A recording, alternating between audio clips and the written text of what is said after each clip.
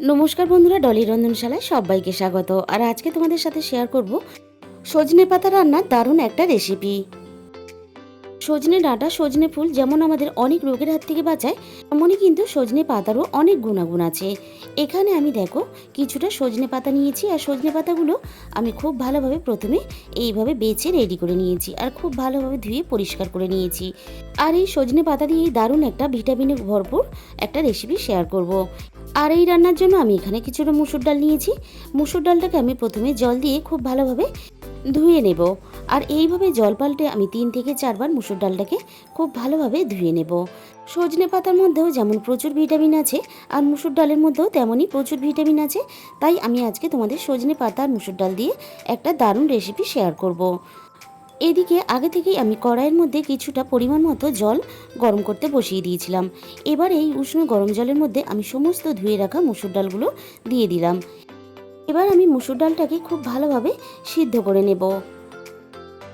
আর আমি এখানে জলের পরিমাণটা একবারেই দিয়ে দিয়েছি। ডালটা দেখো প্রায় হাফ সিদ্ধ হয়ে এসেছে।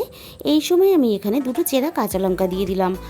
আর এখানে দিয়ে দিলাম একটা ছোট সাইজের টমেটো কুচি। আর আমি এখানে দিয়ে দিলাম হাফ চামচ পরিমাণ হলুদ গুঁড়ো। এবার আমি হলুদ গুঁড়োটা খুব ভালোভাবে ডালের সাথে নাড়াচাড়া করে মিশিয়ে দেব। আর ডালটা আরও একটু ভালোভাবে সিদ্ধ হওয়ার জন্য আমি এখানে অপেক্ষা করব। ডালটা দেখো এখানে খুব ভালোভাবে প্রায় সিদ্ধ হয়ে এসেছে, আরও একটু এখানে সিদ্ধ হতে দেব। ডালটাও এখানে খুব ভালোভাবে সিদ্ধ হয়ে গেছে, আর টমেটোটা বেশ নরম হয়ে গেছে। এবার আমি নামিয়ে নেব। কড়াইটাকে খুব ভালোভাবে পরিষ্কার করে ধুয়ে আমি গ্যাসের মধ্যে বসিয়ে দিয়েছি। কড়াই খুব ভালোভাবে গরম হতে এখানে আমি প্রয়োজন মতো সর্ষের তেল দিয়ে দিলাম। এবার আমি তেলের মধ্যে ফোড়নে দিয়ে দিলাম অল্প একটু গোটা জিরে, আর সাথে এখানে দিয়ে দিলাম দুটো শুকনো লঙ্কা। আর আমি ফোড়নের সাথে দিয়ে দিলাম 2 কোয়া রসুন কুচি। অল্প একটু রসুন কুচি দিলে এই ডালের স্বাদটা খুব ভালো হয়। আর সাথেই দিয়ে দিলাম একটা মাঝারি সাইজের পেঁয়াজ কুচি, আর দিয়ে দেবো এখানে স্বাদ মতো লবণ। এবার আমি পেঁয়াজ আর রসুনটাকে খুব ভালোভাবে নাড়াচাড়া করে ভেজে নেব, যতক্ষণ না রসুনের কাঁচা গন্ধটা চলে যায়। আর পেঁয়াজটাও এখানে খুব ভালোভাবে ভেজে নেব। পেঁয়াজটাও এখানে বেশ নরম হয়ে গেছে, আর পেঁয়াজের মধ্যে একটা সুন্দর কালার চলে এসেছে। এবার আমি এখানে ধুয়ে রাখা সমস্ত সজনে পাতাগুলো দিয়ে দিলাম। এবার আমি সজনে পাতাটাকে খুব ভালোভাবে ভেজে নেব। আর সজনে পাতা একটু খসখসে টাইপের হয়, তাই একটু সময় নিয়ে ভেজে নিতে হবে।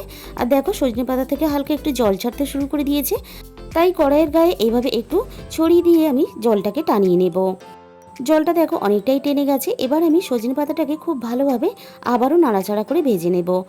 আর এইভাবে সজনে পাতা রান্না করলে বাড়ির ছোট থেকে বড় কিন্তু সবাই পছন্দ করবে।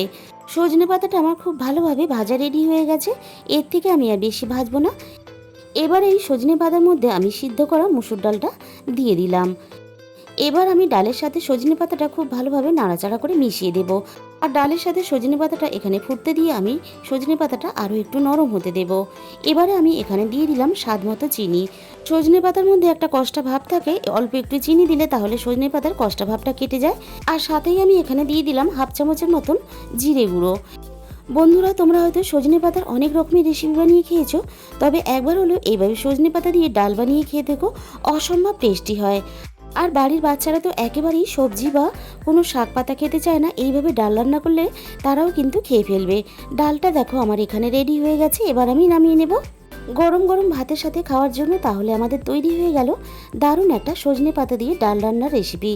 আর এইভাবে ডাল রান্না করলে অন্য কোনো তরকারি প্রয়োজন হয় না। এই ডালের সাথে অল্প একটু আলু সিদ্ধ থাকলেই দুপুরের খাওয়াটা বেশ জমে যাবে।